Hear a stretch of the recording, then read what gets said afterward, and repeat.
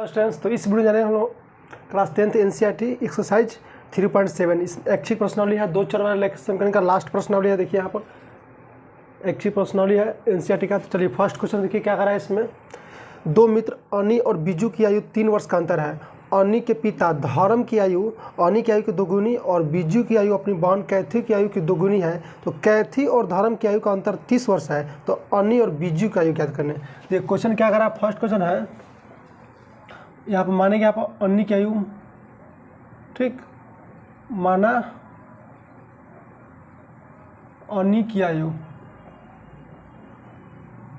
अन्नी की आयु मान लेते हैं आप x वर्ष, ठीक। फिर यहाँ पर मानेंगे बीजू की आयु हो जाएगा, बीजू की आयु मान लेंगे y वर्ष।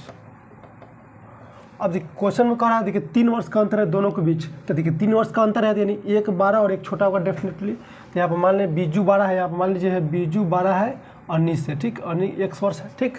तो देखिए इसका अंतर कर रहा है, तो प्रश्न से क्या हो जाएगा भाई, प्रश्न से हो जाएगा 12 में से छोटा घटा देंगे तब ना प्लस में यहाँ पर आएगा +3 का अंतर है, तो यहाँ पर 3 जाएगा, समीकरण 1 हो गया। अब देखिए क्या करा दूसरे कंडीशन में, क्या करा है, जो अनी के पिता धर्म की आयु अनी की आयु का 2 गुना है। फिर प्रश्न से क्या करा है, फिर प्रश्न से करा है जो देखिए अनी के पिता यानी अनी यहाँ मानेंगे पिता, धर्म नाम है जिनका, धर्म की आयु कितना हो जाएगा,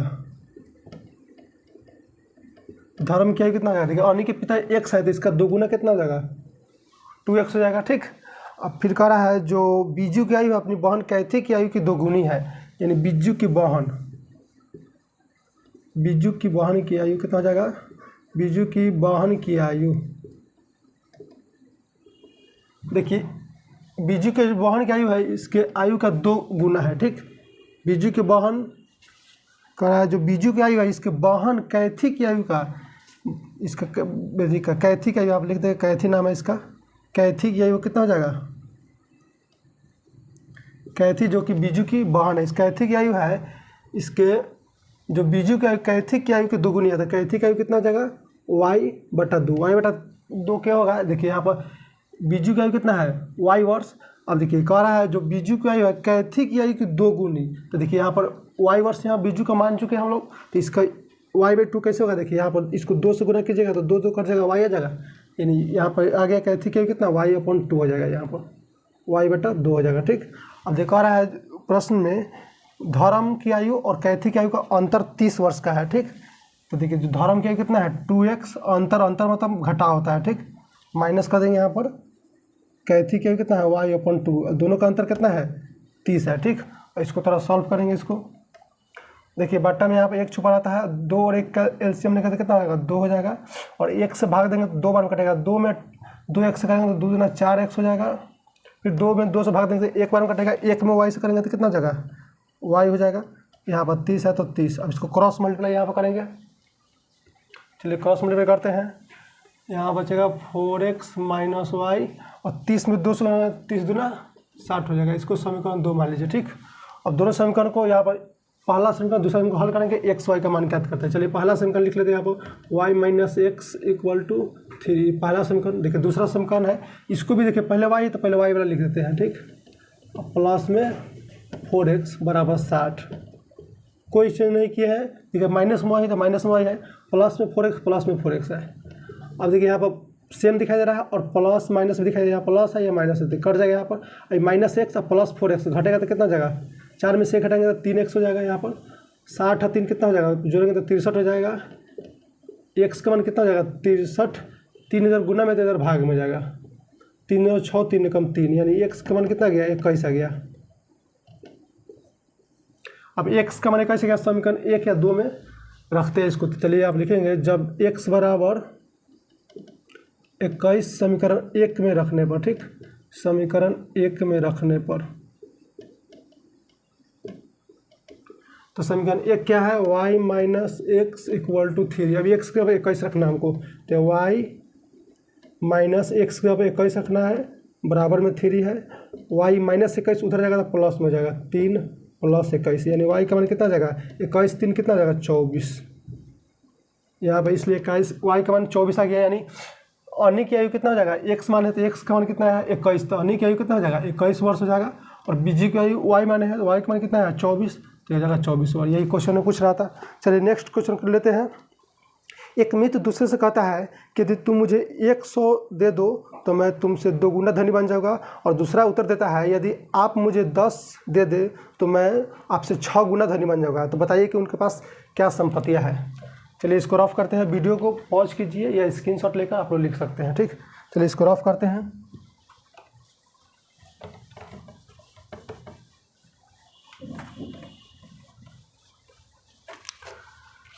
ठीक है, दूसरा क्वेश्चन क्या कर रहा है, 2 मित्र है, लेकिन मान यहाँ पहला मित्र का संपत्ति मान लेते हैं। यहाँ पर पहला मित्र का संपत्ति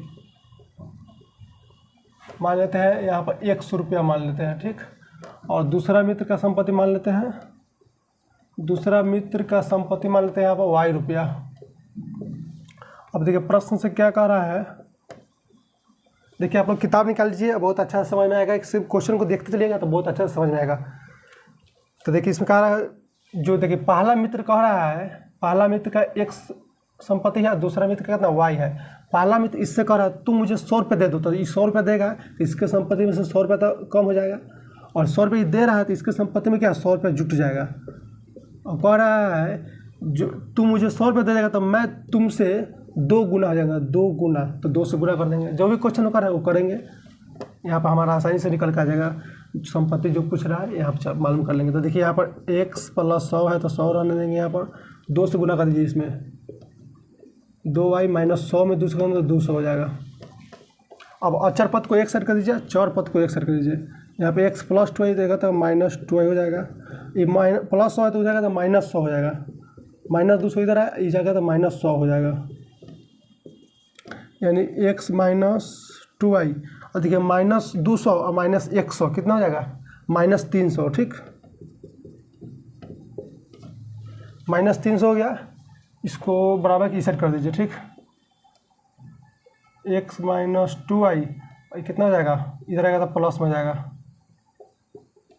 इसको समीकरण 1 मान लीजिए, ठीक। और देखिए फिर दूसरे कंडीशन क्या कर रहा है, दूसरे कंडीशन में यदि अब दूसरा मित्र कर रहा है इससे, दूसरा मित्र इससे कर रहा है तुम मुझे 10 रुपये दे दो तो मैं तुमसे 6 गुना हो जाऊंगा। यानी देखिए पहला मित्र हो गया, ये दूसरा मित्र।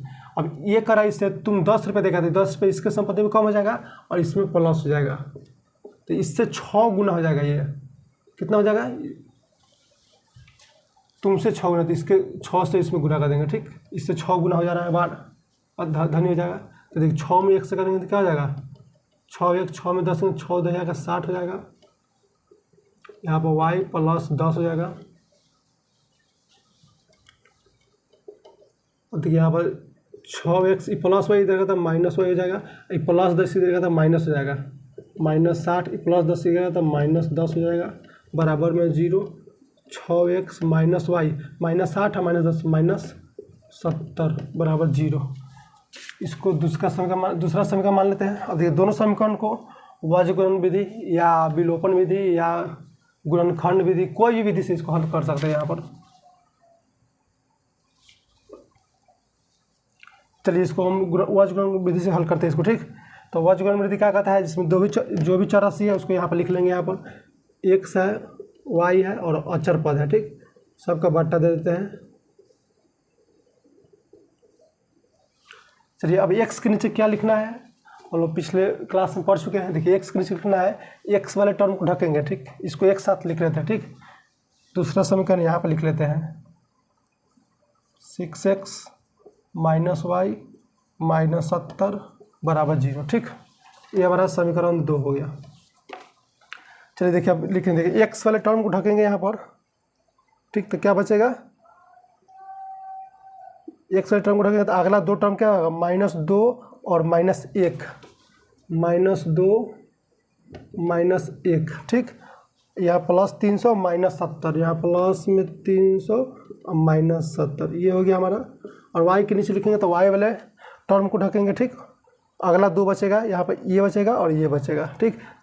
300 और -70, ठीक।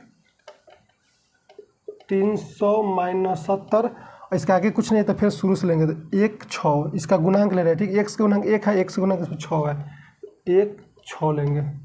फिर अचर पद के लिए तो अचर पद इसको ढकेंगे, ठीक, इसी वाला। तो ये वाला बचेगा, 1 6 हो जाएगा, यहाँ का -2 और -1, -2 -1।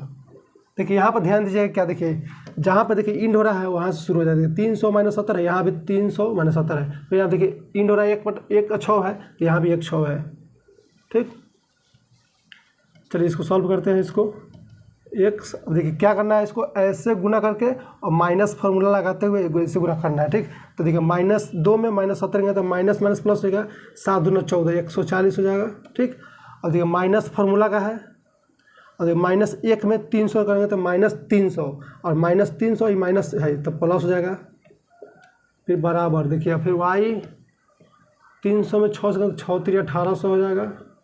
माइनस फार्मूला का है, -70 में 1 करेंगे तो -70, और माइनस माइनस प्लस हो जाएगा। फिर 1 में -1 से करेंगे तो -1 हो जाएगा। फिर माइनस फार्मूला का है, 6 में -2 से -12 हो जाएगा, माइनस माइनस प्लस हो जाएगा यहाँ पर। इसको थोड़ा और आगे बढ़ा लेते हैं। अब ये कितना हो जाएगा, यहाँ 3 1 4, 440 हो जाएगा, और ये कितना हो जाएगा 1870 हो जाएगा जोड़ेंगे तो, और ये हो जाएगा 1/12 में से 1 घटाएंगे तो 11 हो जाएगा। अब इसको इसके बराबर करेंगे, इसको इसके बराबर करेंगे, फर्स्ट लास्ट के बराबर, सेकेंड लास्ट के बराबर। चलिए इसको रफ करते हैं।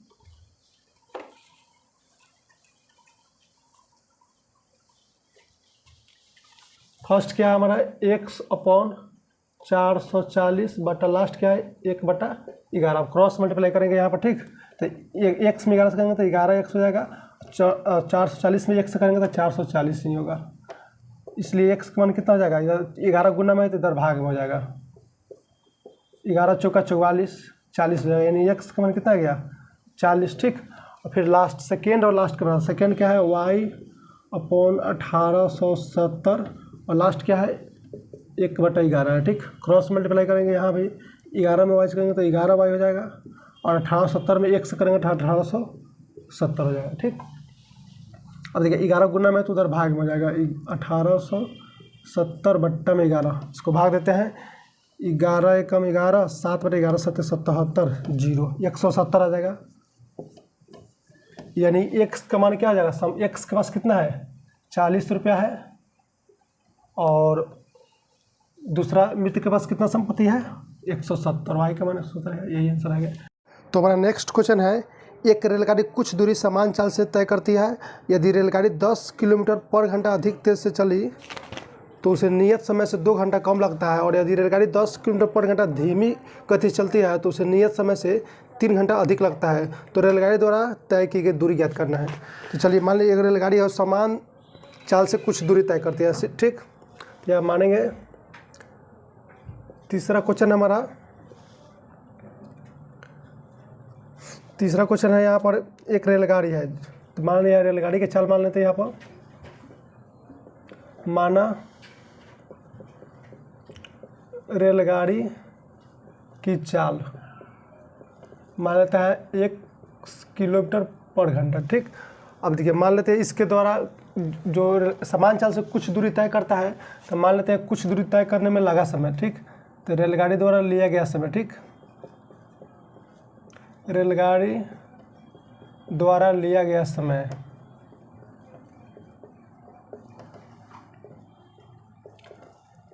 मान लेते हैं y घंटा लगा, ठीक। अब देखिए यहाँ पर चाल और समय मालूम है तो दूरी कितना हो जाएगा हमारा, दूरी का फॉर्मूला होता है क्या, चाल गुने समय। तो देखिए चाल कितना है x माने है, और समय कितना है y, यानी हमारा 100y हो जाएगा दूरी, और किलोमीटर में है तो यहाँ पर किलोमीटर लिख देंगे, ठीक।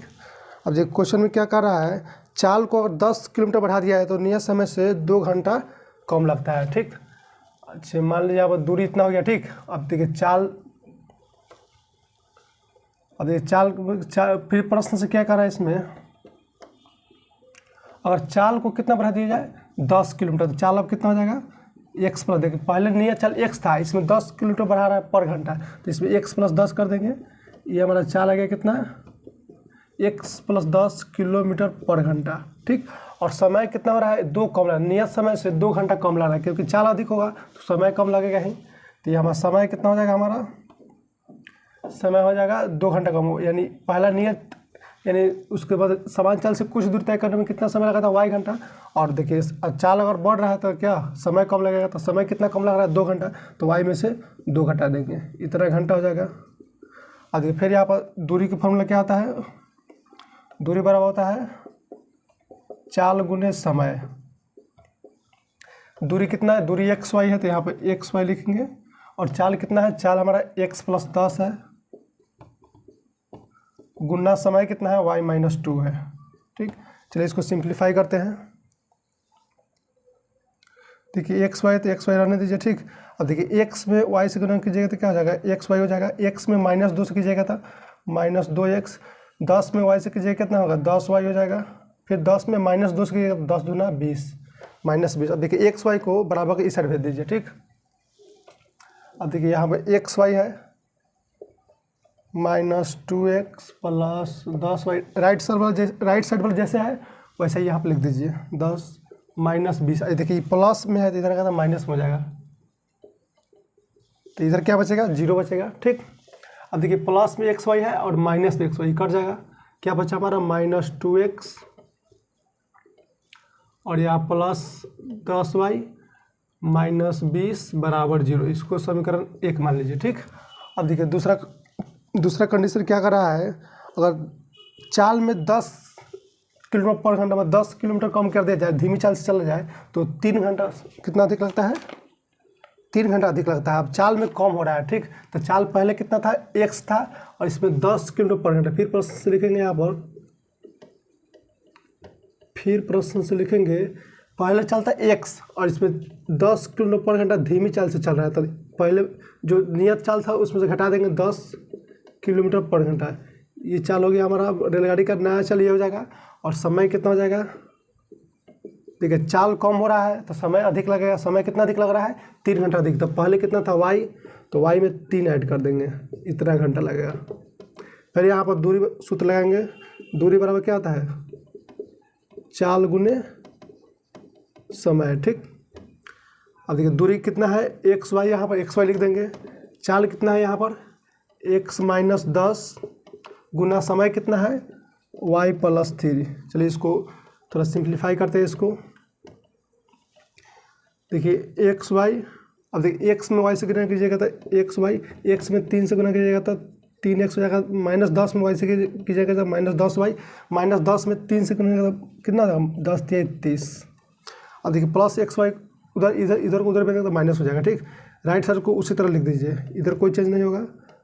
+3x - 10y - 30, ये प्लस xy है तो इधर आएगा तो -xy हो जाएगा बराबर 0। अब देखिए -xy और +xy कट जाएगा, क्या बचेगा हमारा, यहाँ बचेगा 3x - 10y - 30 बराबर 0। ये हमारा दूसरा समीकरण निकल के आ गया। अब दोनों समीकरण को हल करेंगे उपायुक्त विधि से। चलिए हल करते हैं इसको। पहला समीकरण हमारे यहाँ पर है और दूसरा समीकरण यहाँ पर है, ठीक। चलिए दोनों समीकरण को हल करते हैं, इसको रफ करना होगा।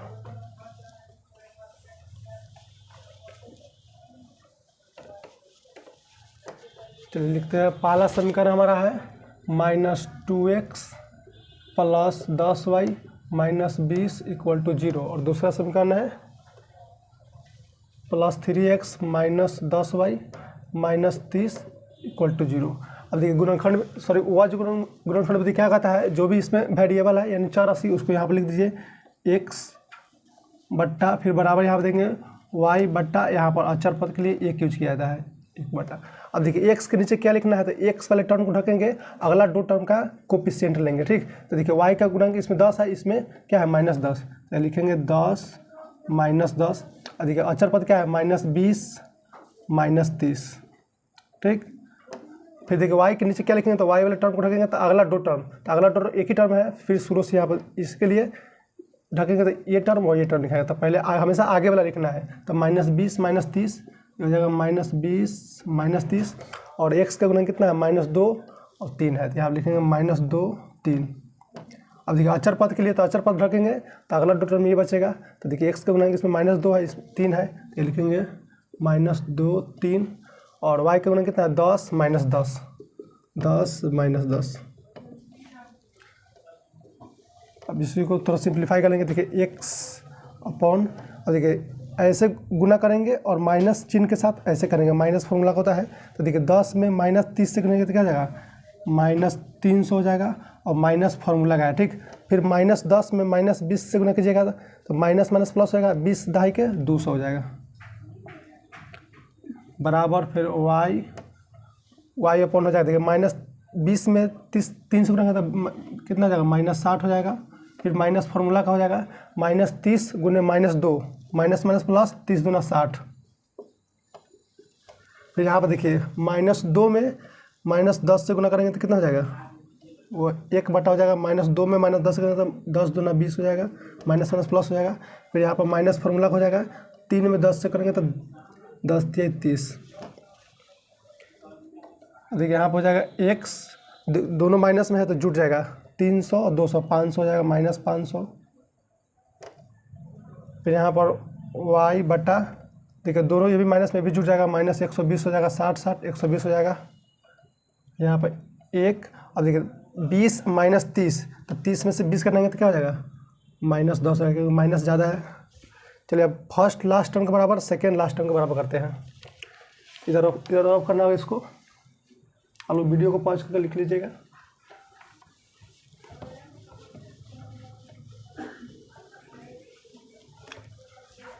तो देखिए फर्स्ट क्या है, फर्स्ट टर्म हमारा है x upon -500 equal to 1 upon -10, ठीक।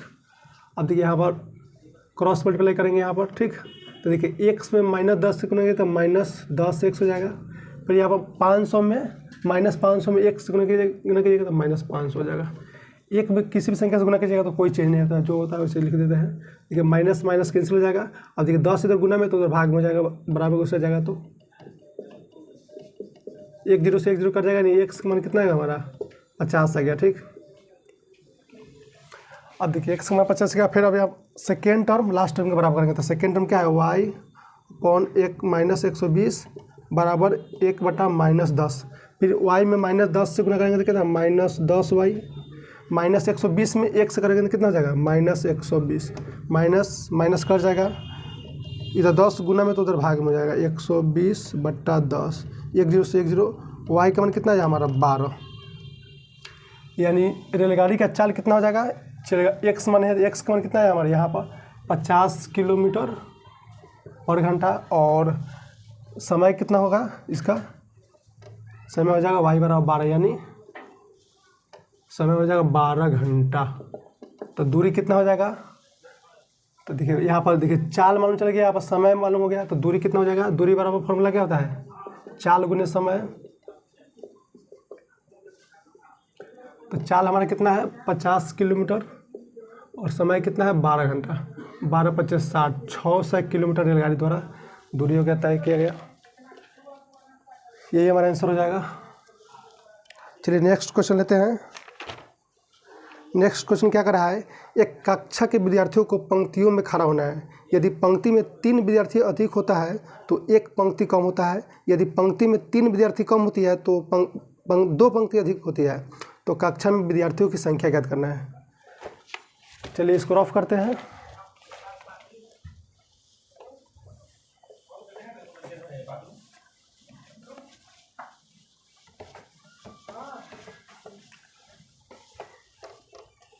देखिए चौथा क्वेश्चन क्या कर रहा है, यहाँ पर मान लेंगे पंक्तियों की संख्या और एक पंक्ति में विद्यार्थियों की संख्या, ठीक। इसमें पूछ रहा है विद्यार्थियों की संख्या, ठीक। तो चलिए लेते हैं यहाँ पर, मान लेते हैं यहाँ पर पंक्तियों की संख्या, माना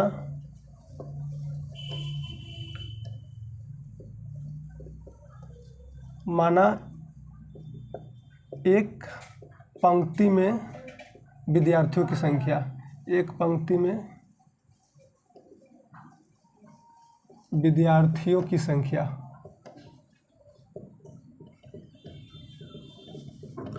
x मान लेते हैं, ठीक। और पंक्ति की संख्या मान लेते हैं कितना पंक्ति की संख्या y मान लेते हैं। देखिए एक पंक्ति में मान लेते हैं विद्यार्थियों की संख्या x और कुल पंक्ति की संख्या मान लेते हैं y। ठीक है, यहाँ पर कुल लिख लीजिए यहाँ पर। अब देखिए मान लीजिए एक पंक्ति में विद्यार्थी की संख्या मालूम चल गया और कुल पंक्ति की संख्या मालूम चल गया, तो यहाँ से विद्यार्थियों की संख्या कितना हो जाएगा, विद्यार्थियों की संख्या लिख देंगे यहाँ पर कुल विद्यार्थियों की संख्या। तो कुल विद्यार्थियों की संख्या कितना हो जाएगा, एक पंक्ति में मान लीजिए x है तो कुल पंक्ति में y मान लीजिए, तो x में y से गुना करेंगे तो यहाँ पर क्या हो जाएगा, कुल विद्यार्थियों की संख्या मालूम होगा। जैसे कि यहाँ मान लीजिए आप देखिए 1 2 3, ठीक, मान लेते हैं एक पंक्ति में विद्यार्थियों की संख्या मान लेते हैं 10। ठीक, अब देखिए कुल पंक्ति की संख्या कितना है, 1 2 3, 3 पंक्ति की संख्या है। अब पूछेगा टोटल तीनों पंक्ति में, मतलब टोटल विद्यार्थियों की संख्या, तो कैसे करेंगे यहाँ पर 10 गुने 3, यानी एक पंक्ति मालूम हो गया और पंक्ति की संख्या मालूम हो गया, तो 10 में 3 से गुना तो यानी 30 हो जाएगा, कुल विद्यार्थियों की संख्या 30 हो जाएगा। ठीक, उसी तरह यहाँ भी किए, देखिए एक पंक्ति में हमको मालूम चल गया विद्यार्थियों की संख्या और कुल पंक्ति की संख्या हो गया, इसलिए अब कुल विद्यार्थी की संख्या कितना हो जाएगा, एक पंक्ति में विद्यार्थियों की संख्या गुने कुल पंक्ति की संख्या। अब एक क्वेश्चन में क्या कर रहा है, यदि पंक्ति में 3 विद्यार्थी अधिक हो तो एक पंक्ति कम हो जाता है। ठीक, प्रश्न से क्या कर रहा है, प्रश्न क्या कर रहा है, देखिए यदि पंक्ति में 3 विद्यार्थी अधिक होता है, पंक्ति कितना माने हम 3 यानी x माने थे, इसमें देखिए अगर 3 और अधिक होगा तब पंक्ति की संख्या कितना है, 1 कम हो जाता है। पंक्ति की संख्या y है तो 1 इसमें से माइनस कर देंगे और दोनों का गुणनफल किसके बराबर हो जाएगा, विद्यार्थियों की संख्या का, मतलब विद्यार्थियों की संख्या कितना हो जाएगा, xy हो जाएगा। ठीक, चलिए इसको थोड़ा सिंप्लीफाई कर लेते हैं। देखिए x में y से करेंगे गुना तो xy हो जाएगा, x में -1 से करेंगे तो -x, 3 में y से करेंगे तो कितना हो जाएगा 3y, 3 में -1 से करेंगे गुना तो -3 हो जाएगा xy। ठीक, अब देखिए ये भी प्लस में है, ये भी प्लस में है, कट जाएगा। चलिए इसको देखिए बराबर कैसा रहेगा तो माइनस हो जाएगा, तो माइनस और प्लस कट जाएगा। ठीक, क्या बचा हमारा -x + 3y -3 = 0, इसको समीकरण 1 मान लीजिए। अब दूसरा कंडीशन क्या करा है इसमें, यदि विद्यार्थियों को 2 पंक्ति अधिक हो, यदि पंक्ति में 3 विद्यार्थी कम होता है तो 2 पंक्ति अधिक हो जाता है। और देखिए पंक्ति की संख्या में कितना, पंक्ति में अगर 3 विद्यार्थी कम होता है, यानी एक पंक्ति में विद्यार्थियों की संख्या कितना है x, अगर इसमें 3 कम होगा, फिर प्रश्न से क्या कर रहा है, एक पंक्ति में विद्यार्थियों की संख्या अगर 3 कम होगा तब पंक्ति की संख्या कितना हो जाएगा, कुल पंक्ति की संख्या इसमें कर रहा है 2 अधिक हो जाएगा। तो यानी पहला कितना है पंक्ति की संख्या y, तो इसमें y + 2 कर देंगे। अब यहाँ पर मालूम चलेंगे हमको एक पंक्ति में विद्यार्थियों की संख्या और कुल पंक्ति की संख्या, तो इसको गुना करेंगे तो कितना विद्यार्थियों की संख्या के बराबर हो जाएगा। विद्यार्थी की संख्या कितना है xy, तो यहाँ पर xy लिख देंगे। फिर उसी तरह x में y से करेंगे तो कितना होगा xy, x में 2 से करेंगे तो गुना तो 2x हो जाएगा। यहाँ पर -3 में y से करेंगे तो कितना हो जाएगा -3y, और -3 में 2 से गुना करेंगे तो -6 हो जाएगा बराबर xy। ठीक, उसी तरह देखिए ये भी दोनों प्लस में है, ये कट जाएगा। अब यहाँ क्या बचा 2x - 3y - x = 0, इसको समीकरण 2 कर लीजिए। दोनों से समीकरण 1 और समीकरण 2, यहाँ हमारा समीकरण 1 है, समीकरण 2, दोनों को कोई भी विधि, वज्रगुणन विधि या विलोपन विधि या प्रतिस्थापन विधि, कोई विधि आप लोग हल कर सकते हैं। चलिए एक विधि यहाँ पर लेते हैं।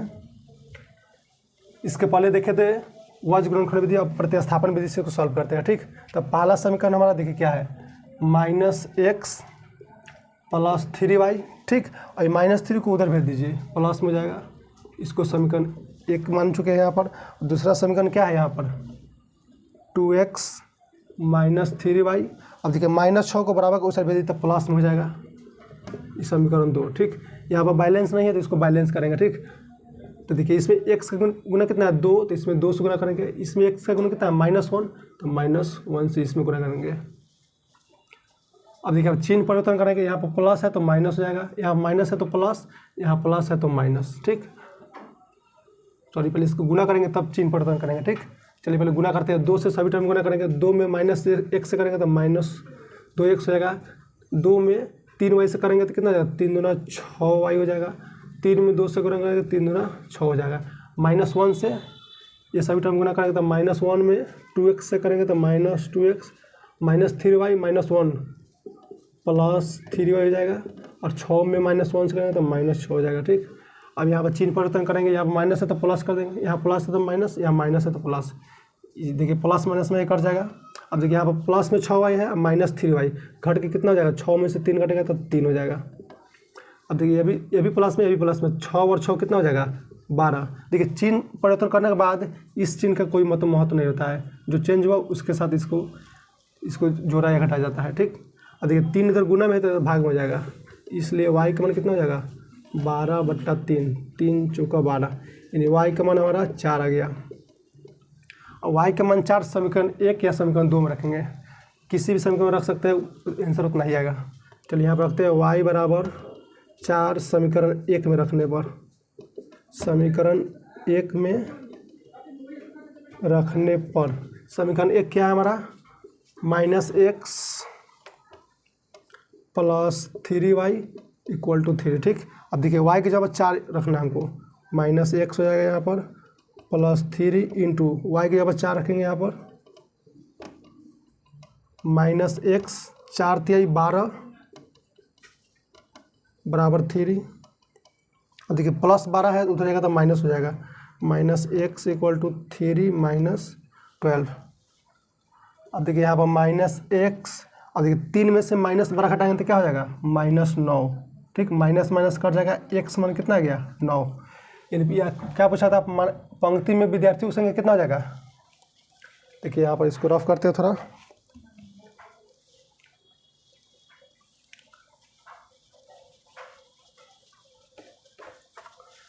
देखिए विद्यार्थियों की संख्या कितना मान थे, x, तो यहाँ पर x का मान कितना आ गया, 9 आ गया।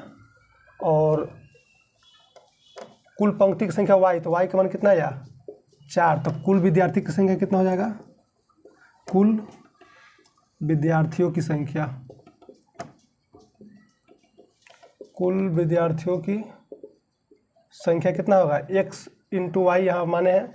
अब देखिए x का मान कितना है, 9, y का मान कितना है, 4, 9 चौका 36, कुल विद्यार्थियों की संख्या 36 हो जाएगा हमारा नेक्स्ट क्वेश्चन है 5वां, एक त्रिभुज ABC में कोण C बराबर 3 कोण B बराबर 2 × कोण A + कोण B दिया हुआ है। त्रिभुज के तीनों कोणों का मान ज्ञात करना है। चलिए देखिए 5वां क्वेश्चन क्या कर रहा है, इसमें एक त्रिभुज है ABC। चलिए त्रिभुज ड्रॉ कर लेते हैं, जिसका नाम दिया हुआ है ABC। ठीक, ABC, और प्रश्न में क्या दिया हुआ है, प्रश्न से देखिए क्या दिया हुआ है, कोण C बराबर 3 कोण B, और इसके बराबर क्या है, 2 × कोण A + कोण B। ठीक है, इतना दिया हुआ है, हमको कोण A, कोण B, कोण C का मान ज्ञात करना है। तो चलिए त्रिभुज के तीनों कोणों का योगफल होता है 180 डिग्री। तो आप लिखेंगे त्रिभुज के तीनों कोणों का योगफल, त्रिभुज के तीनों कोणों का योगफल बराबर 180 डिग्री। ठीक, त्रिभुज के 3 कोण A B C है, तो इसको इस तरह लिख सकते हैं सिंबल में, कोण A + कोण B + कोण C बराबर 180 डिग्री।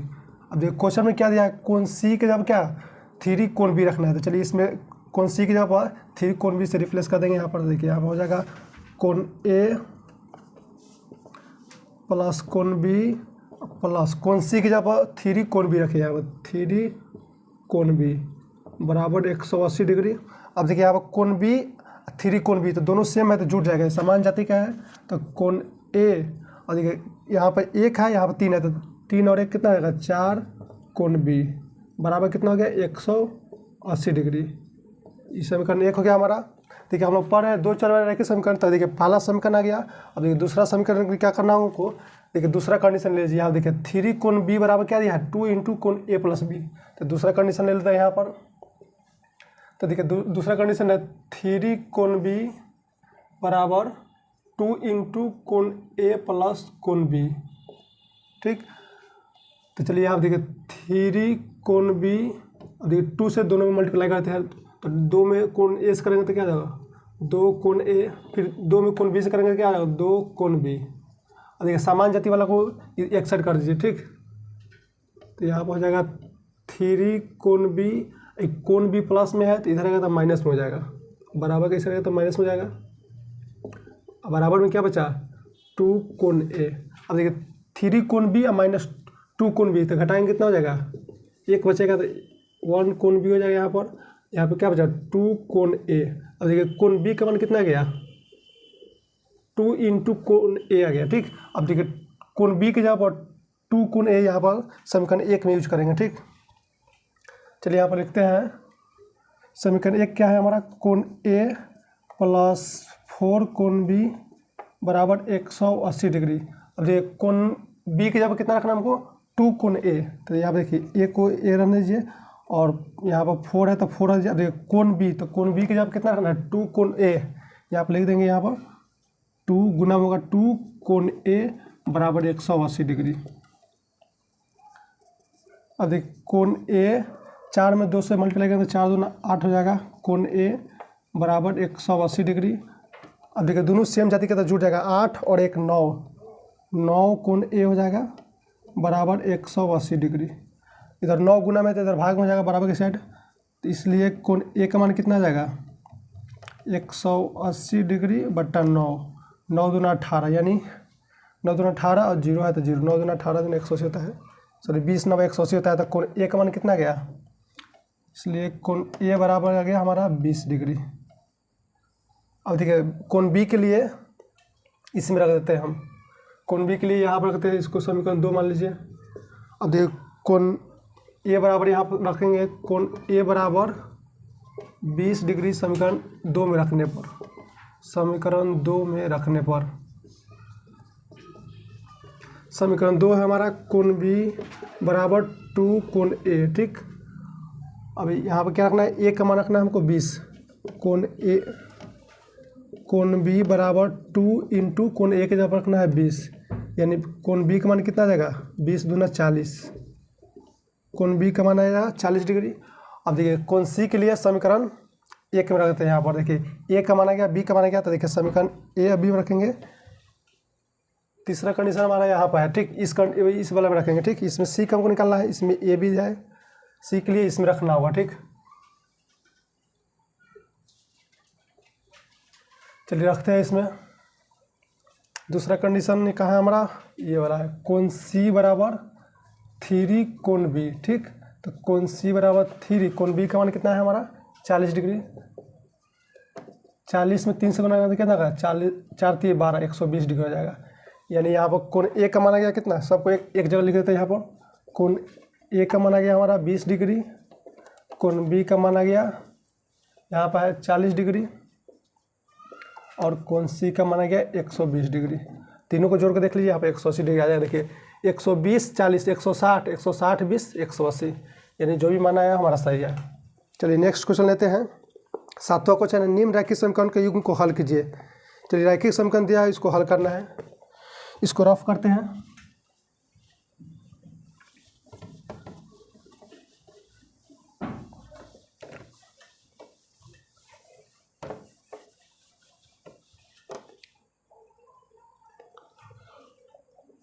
सॉरी 6वां क्वेश्चन है, इसमें समीकरण दिया हुआ है, इसके ग्राफ विधि से हल करना है और वाई अक्ष से बने त्रिभुज की शीर्षों का निर्देशांक ज्ञात करना है और इस प्रकार बने त्रिभुज का क्षेत्रफल भी ज्ञात करना है।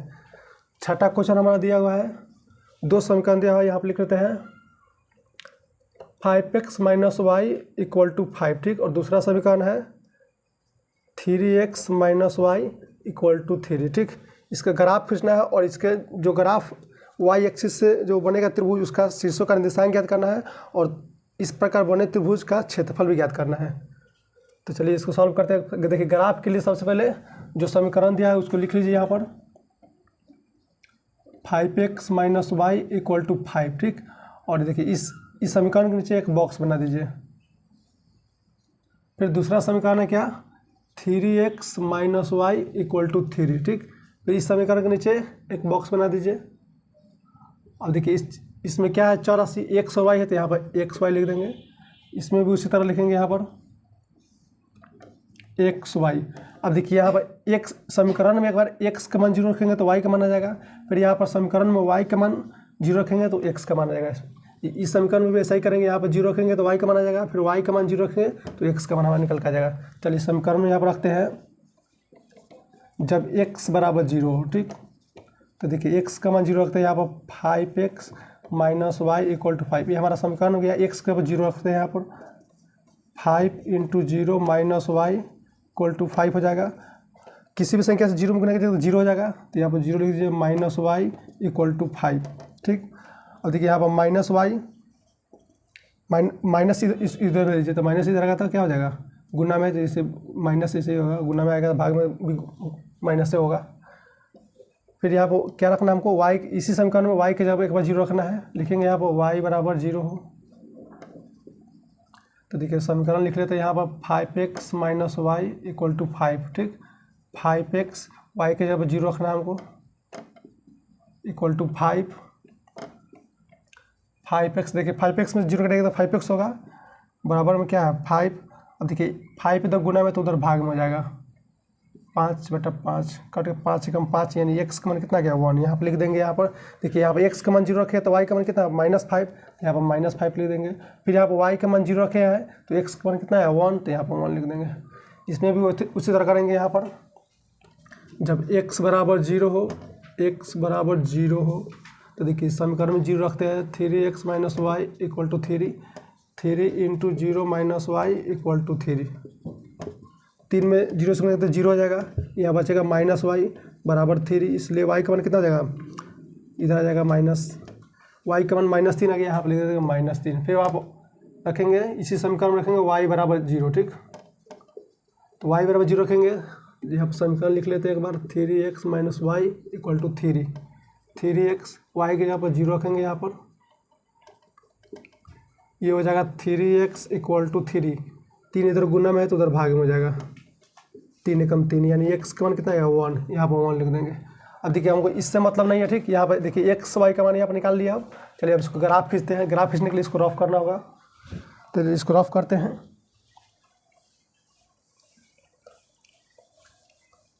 वीडियो को पॉज करके आप लोग लिख लीजिएगा।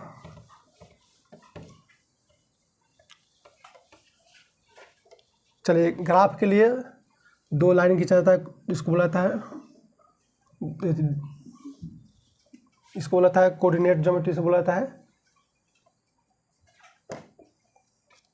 इसको बोलाता है x, इसको x डैश, इसको y, इसको y डैश। देखिए इसको बोलाता है x एक्सिस और इसको y एक्सिस, ठीक। अब देखिए क्वेश्चन में क्या, प्रश्न में क्या कर रहा है, x का मान 0 और y का मान -5। तो देखिए समीकरण में देखिए कितना मैक्सिमम वैल्यू कितना आया है, मैक्सिमम वैल्यू इसमें आया है 5 तक आया है। तो देखिए 5 तक इसमें लिखेंगे, यहाँ पर 1 2 3 4 5। देखिए ये जो यहाँ से यहाँ तक डिस्टेंस है दोनों, ये यहाँ समान होता है, ग्राफ की कॉपी में पूरा समान होता है। यहाँ कुछ डिफरेंस हो सकता है, लेकिन यहाँ पर पूरा समान होना चाहिए, तभी आपका आंसर सही आएगा। चलिए आप लेते हैं, यहाँ पे देखिए कितना मैक्सिमम लेना है हमको 5, तो देखिए 5 तक ले लेते हैं, 1 2 3 4 5। फिर ऊपर भी ऐसा ले लेंगे, यहाँ पर 1 2 3 4 5, 1 2 3 4 5। चलिए अभी इधर भी ले लेते हैं एक्स डैश की ओर, 1 2 3 4 5, 1 2 3 4 5। देखिए डैश का मतलब माइनस होता है, इधर माइनस लगा देंगे।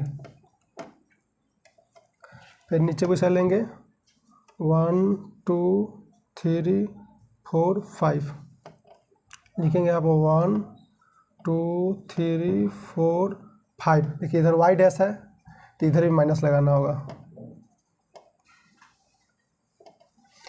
अब देखिए समीकरण में क्या है, x का मान 0 और y का मान -5। तो देखिए यहाँ पर x और y दोनों 0 होता है, इसको मूल बिंदु का नियामक बोला है। क्वेश्चन पूछा, ऑब्जेक्टिव पूछा जा सकता है, मूल बिंदु का नियामक कितना होता है, 0 0 होता है, ठीक। 0,0। अब देखिए x भी 0 यहाँ होता है, यहाँ पर y भी 0 होता है, तो x 0 यहीं पर आएगा और y का मान -5 है, तो -5 नीचे आएगा, यहाँ पर आ जाएगा। तो इसका क्या हो जाएगा थी, कोऑर्डिनेट इसका हो जाएगा, पहले x का मान लिखा जाता है, पहले x अक्ष तब y अक्ष लिखा जाता है। देखिए x y इसको बोलाता है x अक्ष और इसको बोलाता है वाई अक्ष, ठीक। इसको बोलाता है भुज और इसको बोलाता है कोटि। हमेशा पहले x लिखा था तो y लिखा जाता है, ठीक। तो चलिए इसमें x का मान कितना था 0 और -5 था, 0, -5 लिख देंगे। y का मान -5 था। फिर दूसरा देखिए x का मान 1 है और y का मान 0 है, तो x का मान 1 प्लस में है तो प्लस इधर है, x का मान 1 y का मान 0 यहाँ पर आ जाएगा। तो इसका कोऑर्डिनेट क्या हो जाएगा, पहले x का मान लिखेंगे यहाँ पर, x का मान कितना है 1 और y का मान 0। यहाँ पर देखिए 2 बिंदु आया, अब दोनों बिंदु को स्केल रख कर यहाँ मिलाएंगे, ठीक। तो हमारे पास स्केल तो है नहीं, ऐसे ही मिलाते हैं। आप लोग ग्राफ को बनाइएगा और इसको थोड़ा लंबा लाइन कर दीजिएगा, ठीक। चलिए अब दूसरा समीकरण में क्या कर रहा है, x का मान 0 और y का मान -3। तो देखिए x 0 यहाँ पर आएगा और y का मान -3, माइनस नीचे है यहाँ हो जाएगा, x का मान 0 y का मान -3 हो जाएगा। फिर दूसरा कर रहा है x का मान 1 और y का मान 0, तो x का मान 1 यहाँ हो जाएगा और y का मान कितना 0, y का मान 0 यहीं पर कटेगा, सेम 1 0 सिर्फ यही पकड़ेगा, जो इसके पहले जो कटा था लाइन इसी लाइन पर कटेगा, यह भी 1 0 यहीं हो जाएगा। तो देखिए ये और ये वाला बिंदु को स्केल रख के मिला देंगे, ठीक।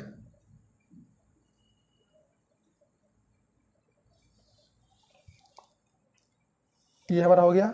अब देखिए पूछ रहा है त्रिभुज के निर्देशांक पूछ रहा है, ठीक। तो देखिए एक त्रिभुज हमारा क्या बना, देखिए इसमें क्या कर रहा है, y अक्ष से ना इन रेखाओं और y अक्ष से बने त्रिभुज। तो देखिए y अक्ष हमारा क्या हो गया, y अक्ष ये हो गया, ठीक। और इन रेखा, तो इन रेखा से कौन सा बन रहा है त्रिभुज, देखिए ये वाला बन रहा है, यहाँ से लेकर और ये देखिए ये रेखा हो गया हमारा, ठीक। कॉमन रेखा देखा जाए, देखिए ये वाला है जो दोनों में कॉमन है, ठीक।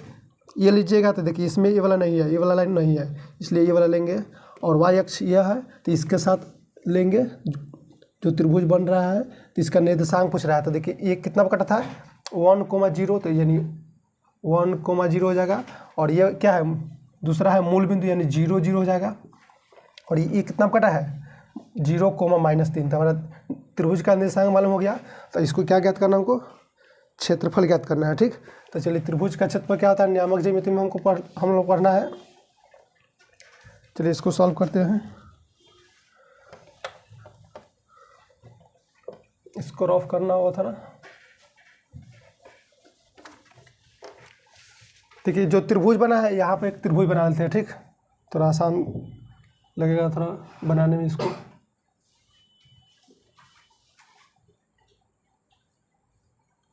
देखिए यहाँ पर जो 90 डिग्री है क्या है 0 0 0 है, तो यहाँ पर लिख देंगे 0 0। और इसका शीर्ष क्या है 0, -3, 0, -3। और तीसरा बिंदु है 1, 0, यहाँ पर लिख देंगे 1, 0।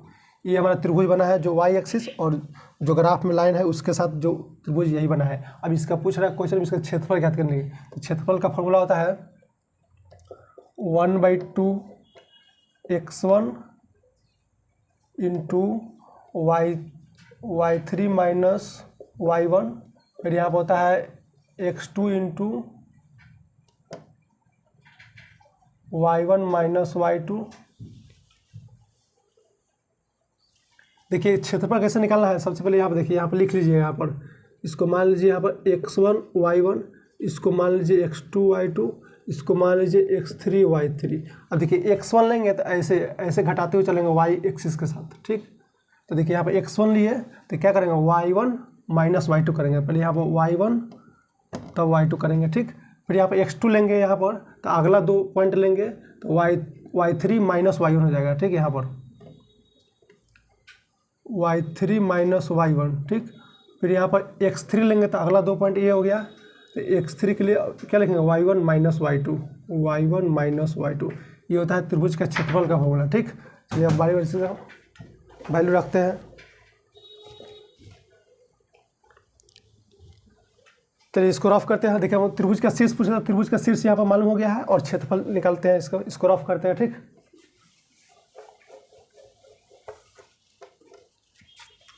यहाँ पर लिख लेते हैं त्रिभुज का क्षेत्रफल, त्रिभुज का क्षेत्रफल।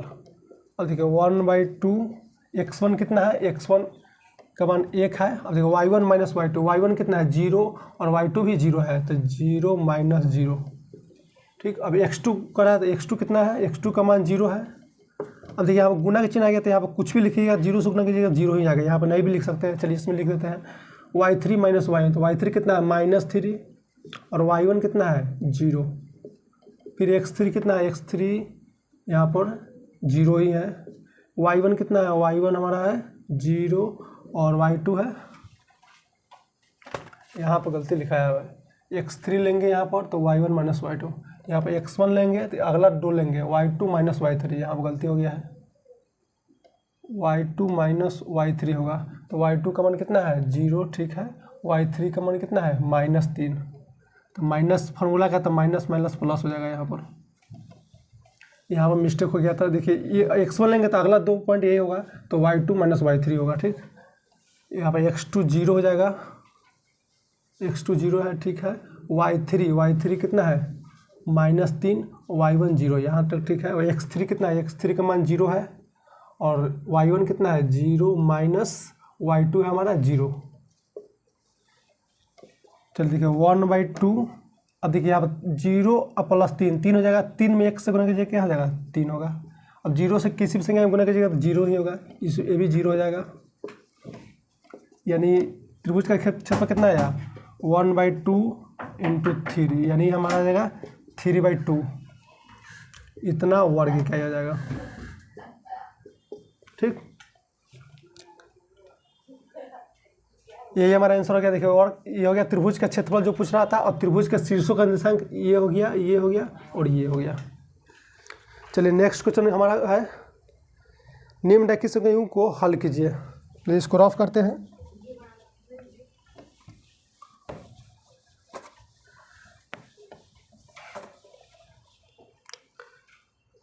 सात का देखिए पहला क्वेश्चन क्या करा है इसमें, px प्लस qy बराबर p माइनस q, पहला समीकरण। दूसरा समीकरण कर रहा है qx माइनस py बराबर p प्लस q, ठीक।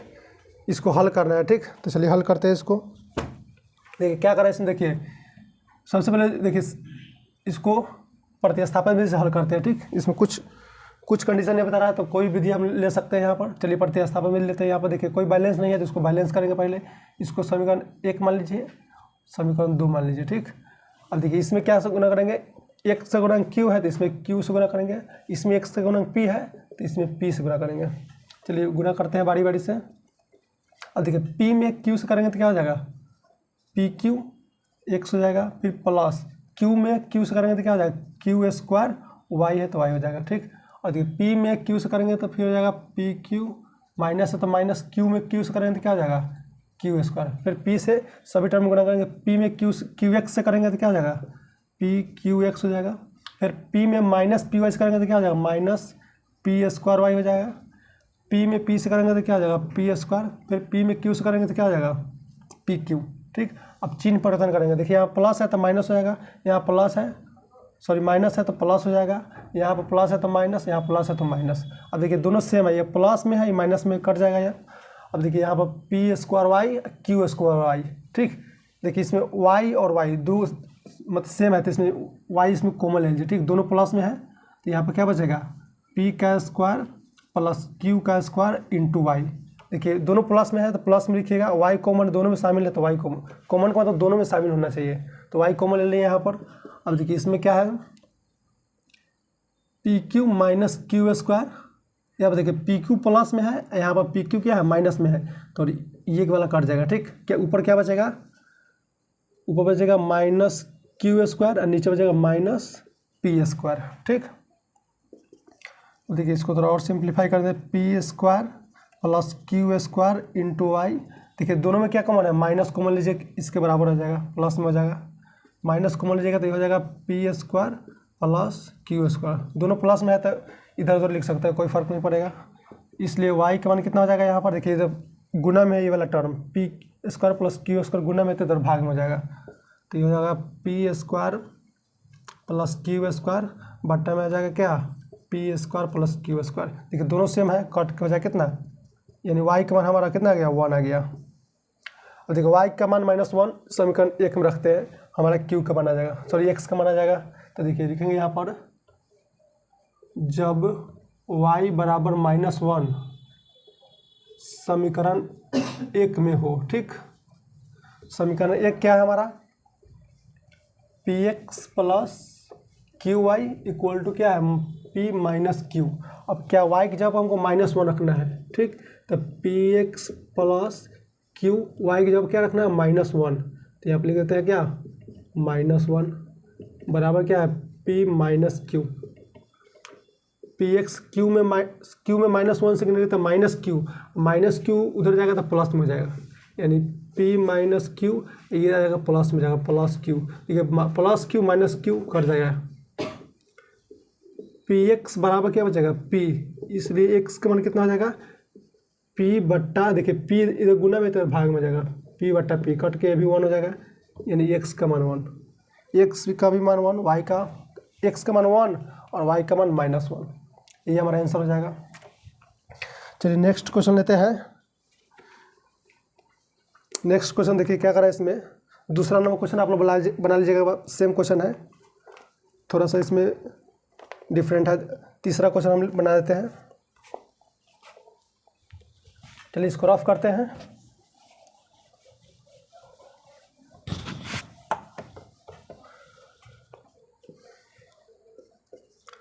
सातवां का तीसरा नंबर क्वेश्चन देखिए क्या करा है इसमें, हल करना है। 2 समीकरण दिया हुआ है इसमें, x upon a minus y upon b equal to 0, और दूसरा समीकरण है ax plus b y equal to a का स्क्वायर प्लस b का स्क्वायर। ये हमारा समीकरण दिया हुआ है, ठीक। एक्स वाई का मान ज्ञात करना है इसमें, सभी क्वेश्चन में एक्स वाई का मान ज्ञात करना है इसमें, ठीक। चलिए इसको सॉल्व करते हैं। देखिए बाटा का जोड़ है, इसको थोड़ा इस लीनियर इक्वेशन में इसको तो कन्वर्ट कर दीजिए इसको। सबसे पहले इसको x upon a minus y upon b equal to 0। देखिए a और b का एलसीएम क्या हो जाएगा, a भी हो जाएगा, और देखिए a से इसमें भाग दीजिएगा तो a कट जाएगा, b बचेगा, b में x से गुना कीजिएगा क्या हो जाएगा, bx, माइनस है तो माइनस दे दीजिए, फिर इसमें b से इसमें भाग दीजिएगा तो b कट जाएगा, a बचेगा, a में y से करेगा क्या हो जाएगा, गुना कीजिएगा तो a y हो जाएगा, बराबर में 0 है, ठीक। अब देखिए यहाँ पर bx minus a Y cross multiply करेंगे यहाँ पर, ठीक। देखिए बाटा में 1 छिपा रहता है तो 1 में गुना कीजिएगा तो इतना ही हो जाएगा, और ए बी में 0 से गुना कीजिए क्या हो जाएगा, किसी भी संख्या से 0 में गुना कीजिए तो 0 होगा। इसको समीकरण 1 मान लीजिए, और ये वाला तो ऐसे दिया, ठीक दिया ये, इसको समीकरण 2 मान लेंगे, ठीक। अब दोनों समीकरण को हल करते हैं, ठीक। यहाँ पर लिख लेते हैं ये पहला समीकरण, और दूसरा समीकरण ये ले लेते हैं, x plus b y equal to क्या है, a का स्क्वायर प्लस b का स्क्वायर। चलिए इसको भी प्रतिस्थापन विधि से हल करते हैं। देखिए इसमें x का गुणा कितना है, b, तो समीकरण 2 में गुणा कर देंगे b से, और इसमें x का गुणा कितना है, a, तो समीकरण 1 में गुणा कर देंगे a से। प्रतिस्थापन विधि का नियम है। अब देखिए a से सभी टर्म गुणा होगा तो a में bx से करेंगे तो क्या हो जाएगा, a bx हो जाएगा, फिर a में माइनस ए वाई से करेंगे तो क्या हो जाएगा, a स्क्वायर y हो जाएगा, a से 0 में करेंगे गुना तो 0 हो जाएगा, फिर b से सभी टर्म गुना करेंगे, b में ax से करेंगे तो क्या हो जाएगा, a bx हो जाएगा, फिर by में b से करेंगे तो क्या हो जाएगा, b स्क्वायर y, ठीक। बराबर है तो बराबर दे देंगे, यहाँ पर a स्क्वायर में b से करेंगे तो क्या हो जाएगा, a स्क्वायर b, और b स्क्वायर में b से करेंगे तो क्या हो जाएगा, b क्यू हो जाएगा, ठीक।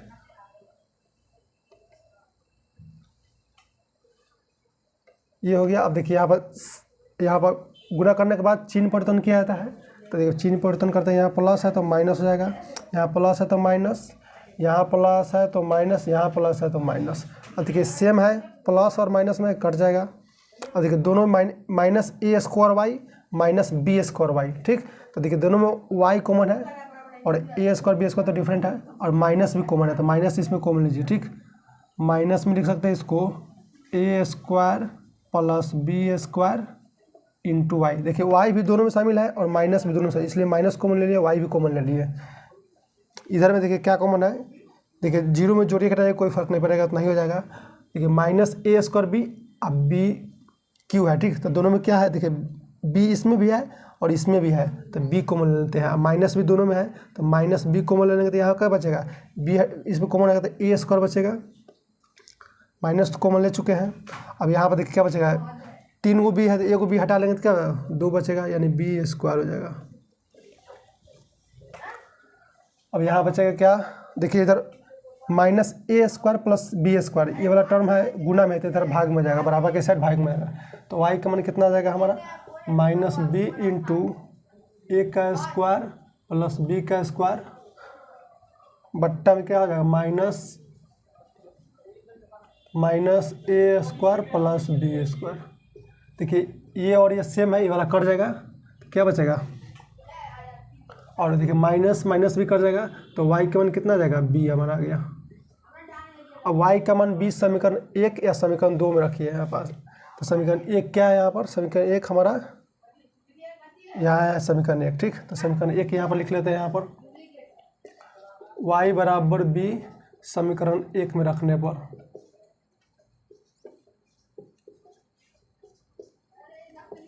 समीकरण 1 हमारा है b x minus a y equal to 0, ये हमारा समीकरण 1 है। अब देखिए b x minus a y के जगह कितना रखना है, बी, तो यहाँ पर बी हो जाएगा, गुना में हो जाएगा इक्वल टू 0। बी एक्स देखिए ए बी में गुना करिए तो ए भी होगा, अब माइनस में है तो बराबर कुछ जाएगा, प्लस में हो जाएगा। अब देखिए क्या हो जाएगा, एक्स का मान इधर देखिए बी गुना में तो उधर भाग में हो जाएगा, ए बी बट्टा बी से बी कैंसिल हो जाएगा, इसलिए एक्स का मान कितना हमारा आ गया, ए, एक्स का मान ए और वाई का मान कितना था, बी, यही हमारा आंसर हो जाएगा। चलिए नेक्स्ट 7 का चौथा देखिए, थोड़ा लॉन्ग क्वेश्चन है, इसको ले लेते हैं, इसको रफ करते हैं, ठीक। वीडियो को पॉज कीजिए, लिख लीजिए आसानी से।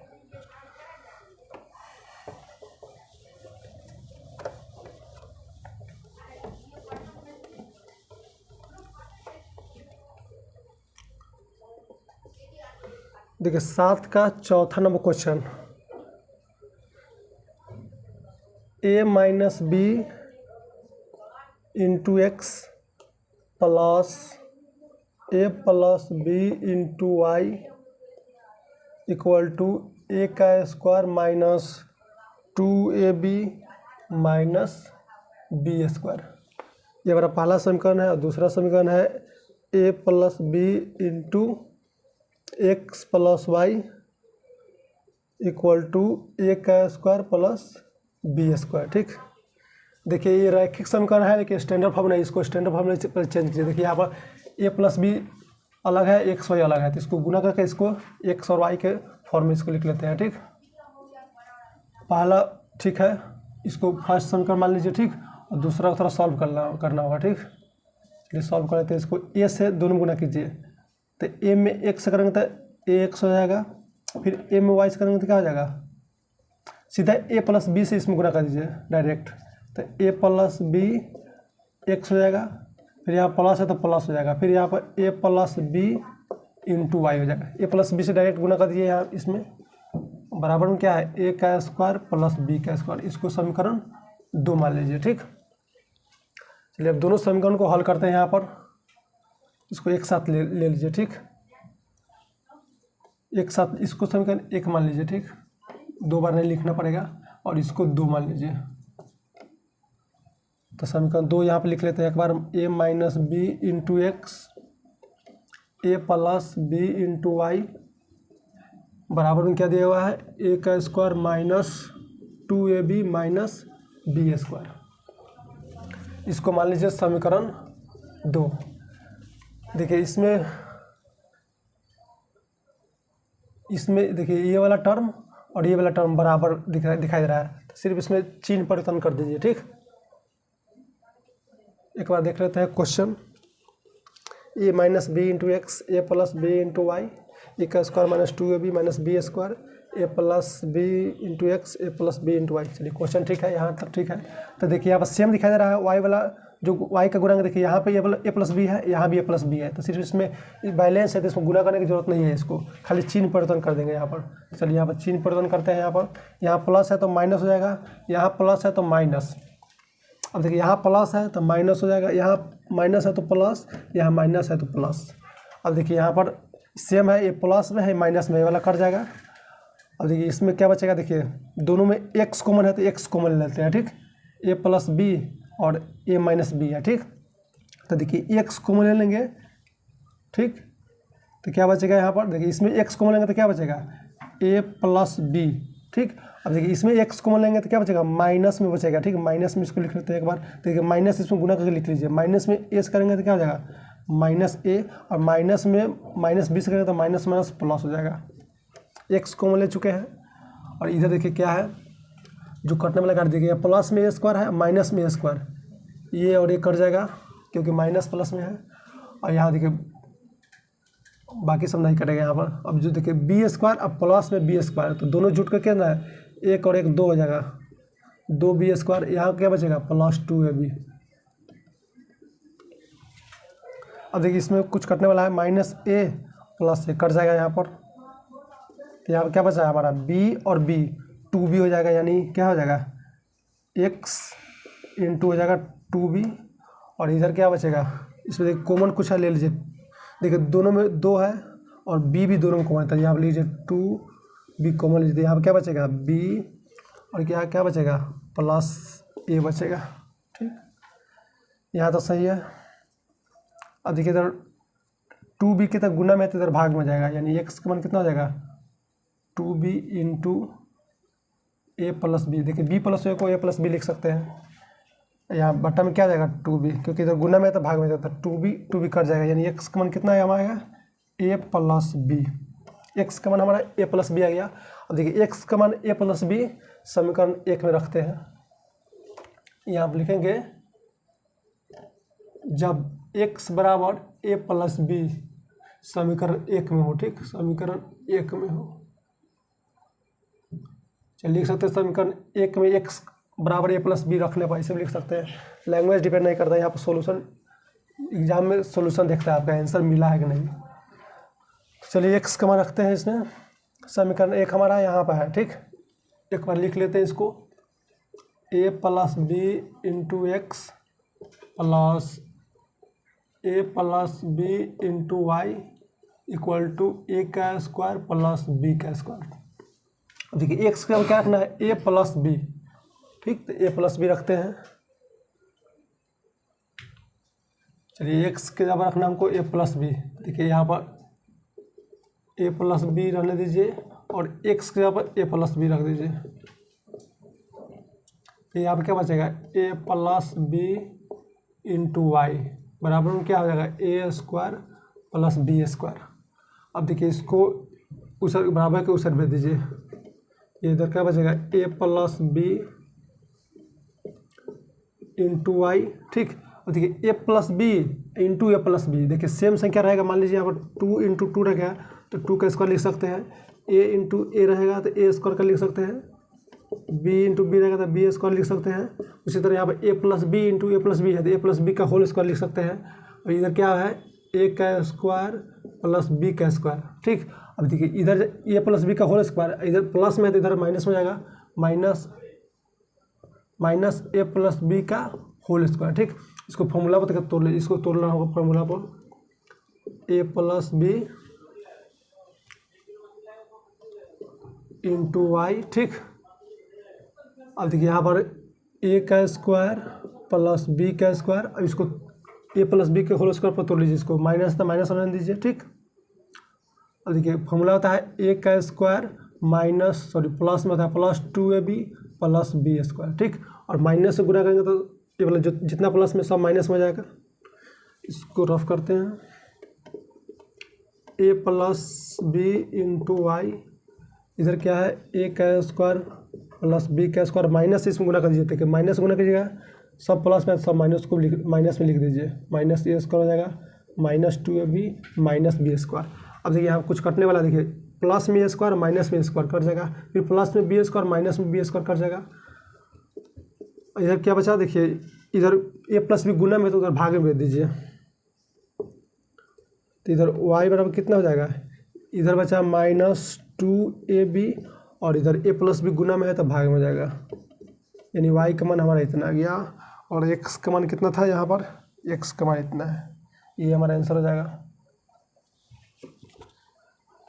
चलिए 5वां क्वेश्चन आप लोग बना लीजिएगा, डिजिट वाला है, काफ़ी आसान है।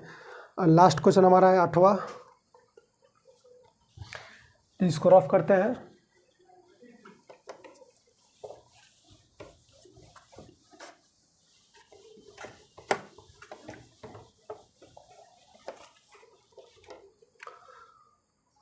आठवां क्वेश्चन देखिए क्या कर रहा है, ABCD एक चक्रीय चतुर्भुज है, इस चक्रीय चतुर्भुज का कोण ज्ञात कर रहे हैं। ठीक, तो देखिए चक्रीय चतुर्भुज में सम्मुख कोण संपूरक होता है, संपूरक का मतलब दो कोण का मतलब जोड़ 180 डिग्री के बराबर होता है, उसी को संपूरक कोण बोला जाता है। चलिए इस जो चित्र दिया है उसको एक बार बना लेते हैं।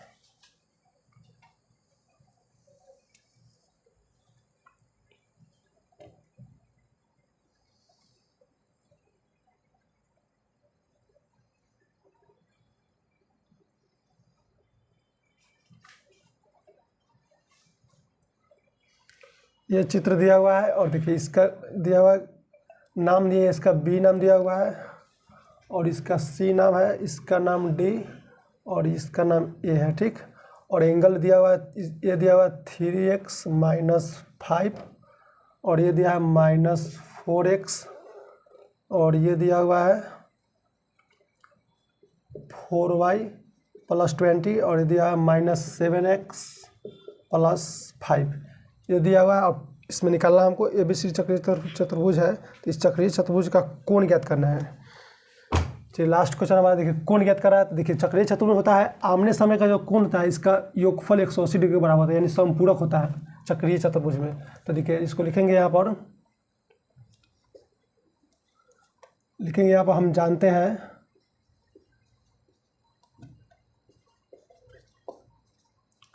हम जानते हैं चक्रीय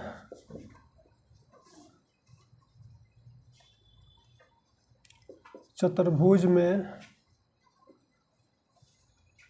आमने सामने का कोण, आमने सामने का कोण जिसको सम्मुख कोण भी बोल सकते हैं, आमने सामने कोण सम्मुख कोण बोलता है, सम्मुख कोण संपूरक होता है, संपूरक होता है। संपूरक करने का मतलब दो कोणों का योग 180 डिग्री से संपूरक हो जाता है। ठीक, तो देखिए क्या होता है, इसमें लिख सकते हैं हम लोग कोण A प्लस कोण C बराबर क्या लिख सकते हैं 180 डिग्री। ठीक, और दूसरा क्या लिख सकते हैं यहाँ पर कोण B प्लस कोण D बराबर 180 डिग्री। देखिए आमने सामने कोण यही है और दोनों का योग 180 डिग्री के बराबर होता है इसमें चक्रीय चतुर्भुज में। इसमें भी देखिए कोण B इसके सामने D है, तो कोण B प्लस कोण D बराबर 180 डिग्री।